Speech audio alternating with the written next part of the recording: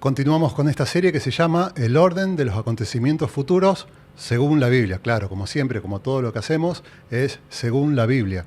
Y ya vimos profecías pasadas, cumplidas, profecías también para el presente y profecías para el futuro. Ya comenzamos a ver las profecías futuras en el futuro cercano y también para el futuro más lejano.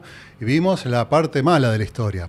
Pero ahora, hoy, nos toca ver la parte buena de la historia, la parte buena que será para los salvados por la sangre de Jesucristo, por la fe en su sangre, y para nosotros va a ocurrir también durante lo que es el Día del Señor, la gran tribulación, va a pasar algo, pero para no adelantarme quiero volver al último texto bíblico que vimos en el mensaje anterior.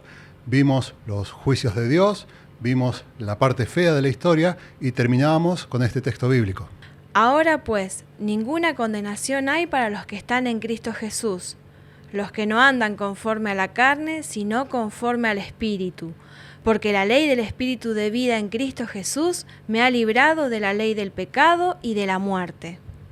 Así comenzamos con este texto de Romanos 8, versículos 1 y 2, que fue justamente el final de la reflexión anterior.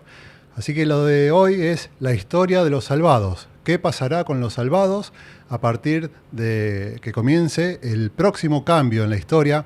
Estamos viviendo en la época de la iglesia, ya vamos a ir al pizarrón, pero viene un cambio en la historia, un cambio radical, un cambio total, que está anunciado en la Biblia y falta muy poco, y esto va a ser lo que nos va a pasar a nosotros, a los salvados, a la iglesia, porque la historia se va a dividir en dos.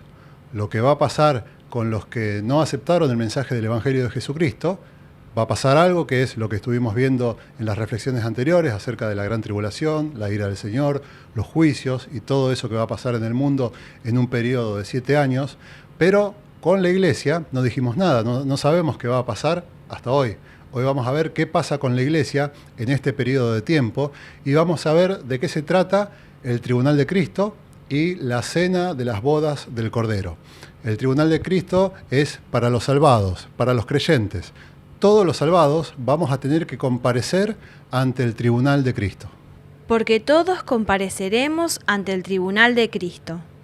Todos compareceremos ante el tribunal de Cristo. Y Pablo también escribe a la iglesia de Corinto y dice así: Porque es necesario que todos nosotros comparezcamos ante el tribunal de Cristo, para que cada uno reciba según lo que haya hecho mientras estaba en el cuerpo, sea bueno o sea malo.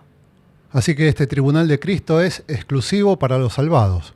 Todos los salvados compareceremos ante el tribunal de Cristo. ¿Por qué? Porque ya, como vimos en la reflexión anterior, el camino de Romanos hacia la salvación, ahí vimos que ya estamos justificados.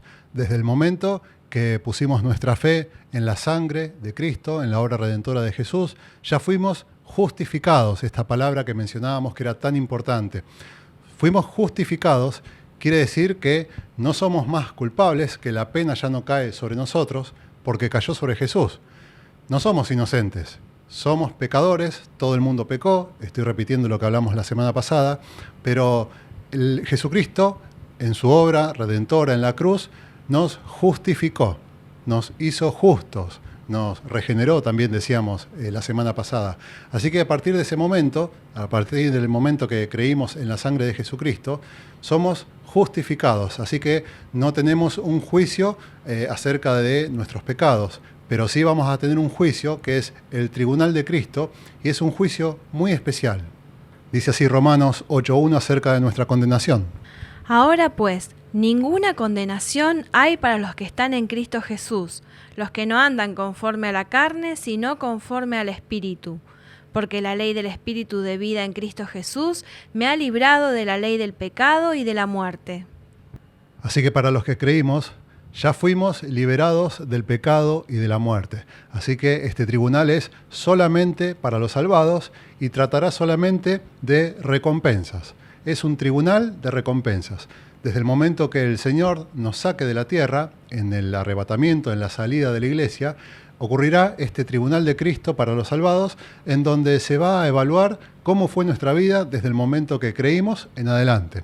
Así que es un tribunal muy importante, un tribunal de recompensas y un tribunal también seguramente donde habrá demanda. Por eso todo lo que hicimos en nuestra nueva vida en Cristo será juzgado por el mismo Cristo y a Él no se le escapa nada. Acá tenemos unos puntos en donde podemos ver qué juzgará el Señor. Por ejemplo, cómo vivimos con relación al pecado. También juzgará si en verdad cumplimos con la gran comisión de ir por todo el mundo y predicar el Evangelio a todos. Cristo sabe si nuestros cercanos escucharon en el Evangelio de nuestra boca, si fuimos fieles a la palabra de Dios, solamente a la palabra de Dios. El Señor juzgará cómo nos manejamos o cómo manejamos nuestra propia lengua. Y si soportamos la tentación, y si corrimos esforzadamente durante toda esta carrera de la fe, si nos congregamos o si nos gustaba más hacer otra cosa, como por ejemplo ir a la cancha, el Señor lo sabe y toma nota. O también si nos congregamos para dar o para recibir, porque muchas veces queremos congregarnos para recibir, para ir a buscar, pero en realidad en el Evangelio tenemos que ir a la congregación para dar. Cristo sabe si no aguantamos 1 hora y media de prédica, pero si aguantamos 3 o 4 horas mirando series. Eso Cristo lo ve, eso Cristo lo sabe, eso Cristo también lo juzgará. También juzgará si fuimos o enviamos misioneros, o si ofrendamos bien para la obra del ministerio. También verá si nuestra vida cambió en base a la palabra de Dios, si nuestra prédica es bíblica, si nuestros tesoros estaban puestos en el cielo y no en la tierra. Acerca de nuestra vida en Cristo, la primera carta a los Corintios, capítulo 3, versículo 11, dice así: Porque nadie puede poner otro fundamento que el que está puesto, el cual es Jesucristo. Y si sobre este fundamento alguno edificare oro, plata, piedras preciosas, madera, heno, hojarasca, la obra de cada uno se hará manifiesta, porque el día la declarará. Pues por el fuego será revelada, y la obra de cada uno, cual sea, el fuego la probará. Si permaneciere la obra de alguno que sobreedificó, recibirá recompensa. Si la obra de alguno se quemare, él sufrirá pérdida, si bien él mismo será salvo, aunque así como por fuego. Así que algunos serán salvos, pero como por fuego. ¿Quién quiere ser salvo, pero como por fuego? No, yo no. Yo no quiero ser salvo de esa manera. Yo quiero hacer bien las cosas acá, en la vida terrenal, en la vida nueva en Cristo, acá en la tierra, para que después, cuando ocurra el tribunal de Cristo, el Señor nos pueda dar conforme a nuestras obras. Y acá menciona el oro, la plata y las piedras preciosas, que son las acciones justas que hacemos acá en la tierra, justas para con Dios. Y también menciona la madera, el heno, que es la paja, y la hojarasca, que serían las hojas secas que están en el piso. Así que el Señor dice, ¿con qué cosas, con qué materiales estás construyendo? ¿Con materiales nobles como el oro, la plata y las piedras preciosas? ¿O con materiales que son fáciles de conseguir, baratos, que no son nobles, como la madera, la paja y la hojarasca? Así que eso es lo que va a evaluar el Señor durante nuestra estadía acá en la tierra. Todo lo que estamos viviendo ya los salvados, todo eso está siendo apuntado por el mismo Cristo, y cuando lleguemos ante su presencia vamos a comparecer ante el tribunal de Cristo. Todo lo que hacemos será probado por Cristo. Así que yo pregunto, ¿estás haciendo? ¿Estás haciendo bien? ¿Estás haciendo las cosas como para el Señor y no para las personas? Esa es la primera reflexión que tenemos. Y si lo hacemos bien, tenemos en el cielo preparado un galardón. Segunda carta de Juan, capítulo 1, versículo 8, dice así: Mirad por vosotros mismos, para que no perdáis el fruto de vuestro trabajo, sino que recibáis galardón completo. No sabemos de qué se trata, no tenemos idea de qué se trata esto de los galardones, del galardón completo. No lo sabemos, pero lo que sí sabemos es que es algo especial preparado por el mismo Cristo para nosotros. Así que debe ser algo importantísimo, valiosísimo con respecto de lo que hacemos durante nuestra vida acá en la tierra, una vez que ya aceptamos el mensaje del Evangelio. Así que recordá, cada cosa que haces está siendo anotada, está siendo observada por Cristo. Y vamos a dar cuenta de ello cuando estemos ante su presencia. Así que este tema es muy importante. Pero la pregunta es, ¿cuándo será esto del galardón de Cristo? Vamos al libro de Apocalipsis, capítulo 11, versículo 18, que dice así. Y se iraron las naciones, y tu ira ha venido, y el tiempo de juzgar a los muertos, y de dar el galardón a tus siervos los profetas, a los santos, y a los que temen tu nombre, a los pequeños y a los grandes, y de destruir a los que destruyen la tierra. Y ya estamos en el pizarrón para explicar cuándo será esto. Esa era la pregunta, y el texto que leía Cari en Apocalipsis, capítulo 11, versículo 18, es muy claro. Vamos a hablar de cuándo ocurrirá el tribunal de Cristo. Vamos a concentrarnos en la línea histórica que siempre usamos. Esto lo vamos a ver después. En la línea histórica tenemos que, según el versículo 18, dice, se iraron las naciones y tu ira ha venido. La ira de Dios. ¿Recuerdan? El día del Señor, la gran tribulación. Ya lo desarrollamos en mensajes anteriores y el versículo este justamente menciona el momento de la ira.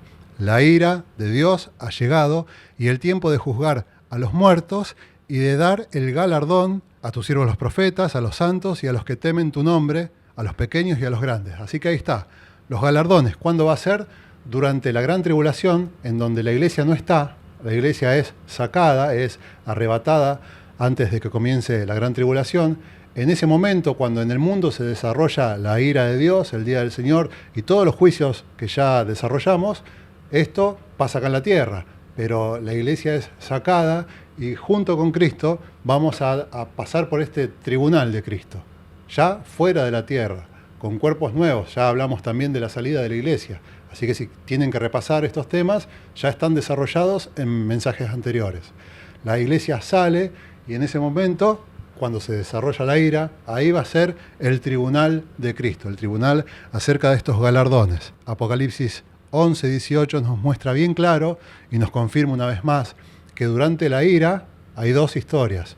Está la historia para los que no creyeron en el Evangelio y la historia para los que sí creyeron y conforman la Iglesia Universal que está ya reunida con Cristo y pasa por el tribunal de Cristo en la primera instancia. Pero no solamente eso, también está la cena de las bodas del Cordero. La cena de las bodas del Cordero también se va a dar en este momento.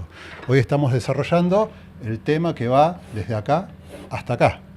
Solamente desde acá hasta acá, el momento de la gran tribulación, ya lo vimos, pero vamos a ver el otro lado de la historia, qué pasa en el cielo, qué pasa con la iglesia. Ya vimos acerca del tribunal, ahora vamos a ver de qué se trata la cena de las bodas del Cordero. Dice así Apocalipsis 19, versículos 7 al 9.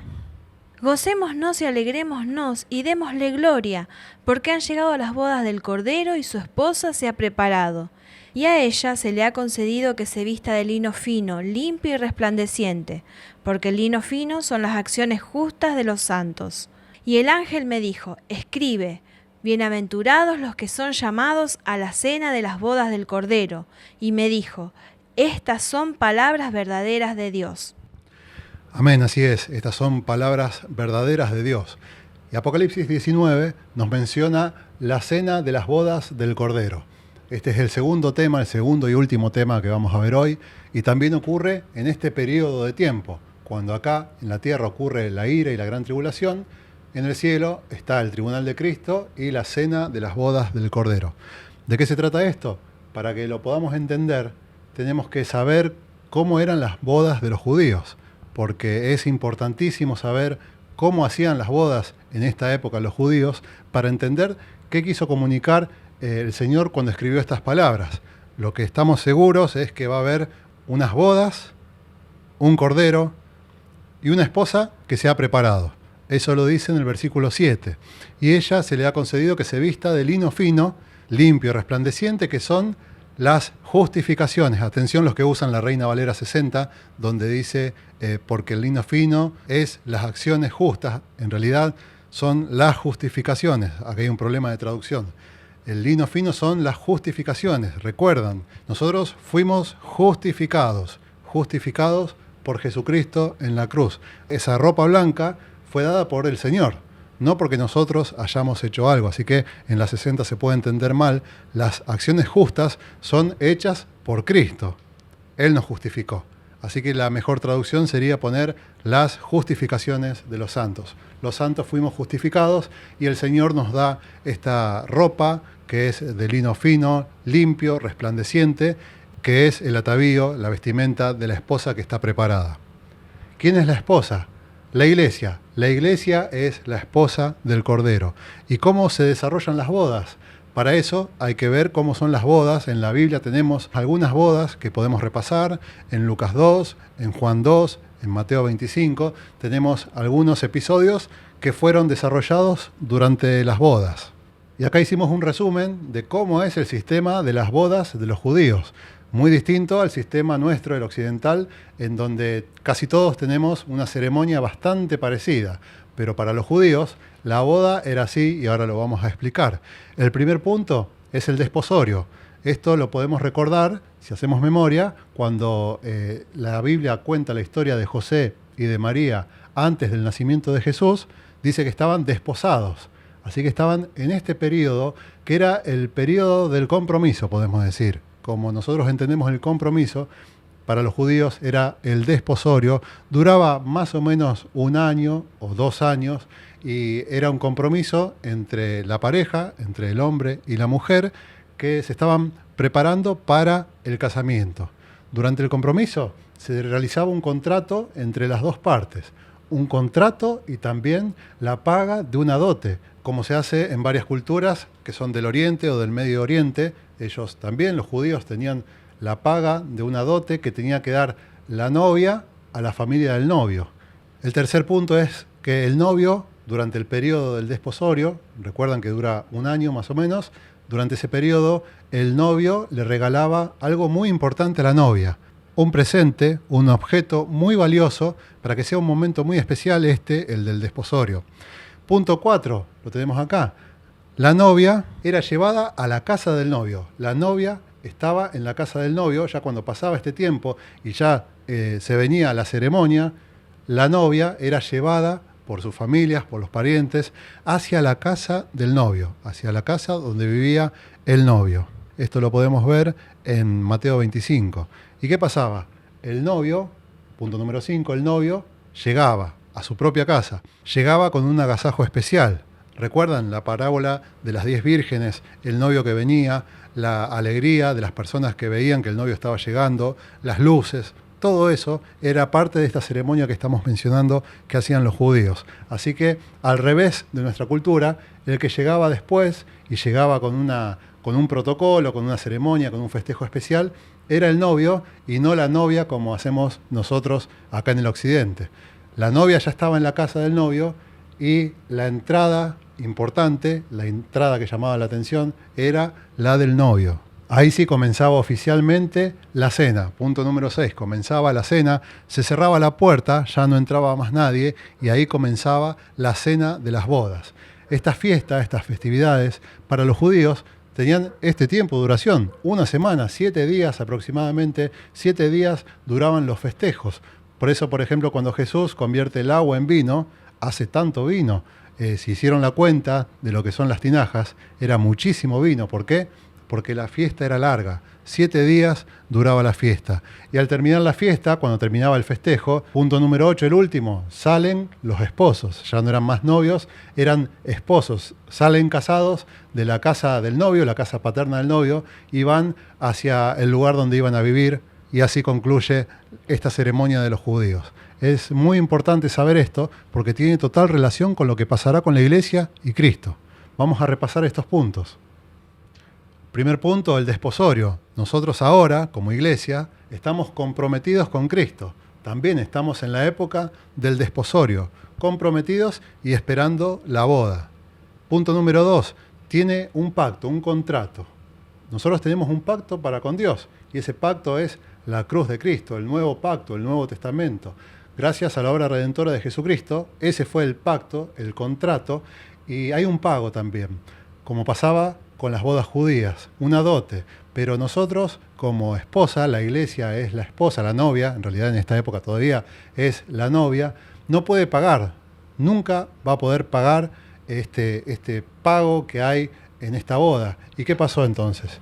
Jesucristo, el Hijo, fue el que pagó. Jesucristo pagó el precio de esta boda en la cruz del Calvario. Esto lo mencionamos la semana pasada. Así que el pago, el contrato, fue hecho todo por Jesucristo. Fue obra exclusiva de Jesucristo. Punto número 3. Aparece el regalo del novio. Durante la época de la iglesia, durante este segmento de la historia, desde la cruz hasta ahora, nosotros hoy estamos acá. ¿Cuál fue el regalo que nos dio Cristo, el novio? ¿Cuál fue? ¿Lo saben? Posiblemente en este momento lo tienen en las manos. Este es el regalo de Jesucristo. La palabra de Dios, la Biblia, la fuente de toda doctrina, el medio por el que conocimos el Evangelio, porque todo está acá. Con la Biblia conocimos a Dios, conocimos que somos pecadores, que Cristo murió por nosotros. Todo lo que necesitamos saber, nuestra salvación, está en las páginas de la Biblia. Y este fue el regalo del novio. Punto número 3, el regalo del novio durante la época del desposorio es la palabra de Dios. Importantísimo este punto. Tenemos el regalo, el gran regalo del novio, que es la palabra de Dios. Seguimos avanzando en este sistema de la boda judía y llegamos al punto número 4, que dice que la novia es llevada a la casa del novio. Justamente, ¿no? La novia es sacada de su lugar y es llevada a la casa del novio. ¿Qué precisa que es la Biblia? La iglesia, que es la novia, es sacada y es llevada a la casa del novio. Qué importante es entender esto. Estamos hablando de la salida de la iglesia, del arrebatamiento, que algunos no lo quieren colocar acá, que lo quieren correr, que lo quieren mover, pero ya también fundamentamos con la Biblia de que la salida de la iglesia será acá, será antes de la ira, porque recuerdan, acá comienzan las historias paralelas, la del mundo y la que pasa en el cielo. Así que la salida de la iglesia es el punto número 4, cuando la novia va hacia la casa del novio. Punto número 5, la entrada del novio. Acá el protagonista es el novio, es Cristo, el Rey, el protagonista total de toda esta cena de las bodas del Cordero. Punto número 6, comienza la cena de las bodas del Cordero, se cierra la puerta, como dice Mateo 25, y nadie puede entrar después de que comienza esta fiesta. Y esta fiesta dura 7 días, justamente el punto número 7, esta fiesta dura 7 días para los judíos, y justamente, no es casualidad, la ira son 7 años. ¿Lo recuerdan? ¿Lo hablamos? Los 7 años de la ira de Dios, la gran tribulación, coincide justamente con el tiempo que dura una boda. Así que acá, en este periodo, estamos en el cielo, ya pasamos por el tribunal de Cristo, y estamos en este momento de la celebración de la cena de las bodas del Cordero, la fiesta de 7 días. Y al terminar la fiesta, dice que salen los esposos. El novio y la novia, ya casados, salen juntos, y acá aparece la salida del cielo hacia el milenio, el reino milenial de Cristo, justamente después del periodo de la cena de las bodas del Cordero. Sale ya como esposos, Jesús y la iglesia y los salvados vuelven a la tierra y comienza acá en la tierra el reino de 1000 años con Cristo como Rey. Este es el tema que vamos a desarrollar, Dios mediante, la semana que viene. Estos acontecimientos que menciona la Biblia, el tribunal de Cristo, la cena de las bodas del Cordero, el arrebatamiento de la iglesia, la salida de la iglesia, todo esto que estamos mencionando es inminente, es el futuro inminente. Muy pronto falta para que la iglesia sea sacada, retirada del mundo y comience esto, lo que es la gran tribulación para los que no aceptaron el mensaje del Evangelio, y el tribunal de Cristo y la cena de las bodas del Cordero para los salvos. Es muy importante saber esto. La iglesia tiene que estar lista. La iglesia tiene que estar lista. Como la novia tenía que estar lista en un momento después del desposorio, cuando ya terminaba esta época, tenía que estar lista porque la venían a buscar para llevarla a la casa del novio. De la misma manera estamos en el final de la historia de la iglesia, en el final del desposorio, y ya llega el momento que nos vienen a buscar, nos sacan de este mundo para que comience esta cena de las bodas del Cordero. ¿Estás listo? ¿Estás listo? Porque estamos acá. Es inminente, en un futuro muy cercano, que pase esto. 2 cosas van a pasar. La ira de Dios, el día del Señor, que va a ser terrible, lo vimos, y también la salida de la iglesia, el tribunal de Cristo con los galardones y la cena de las bodas del Cordero. Estamos acá. Próximo paso en la historia será la salida de la iglesia. ¿Estás listo para salir? Dios te bendiga.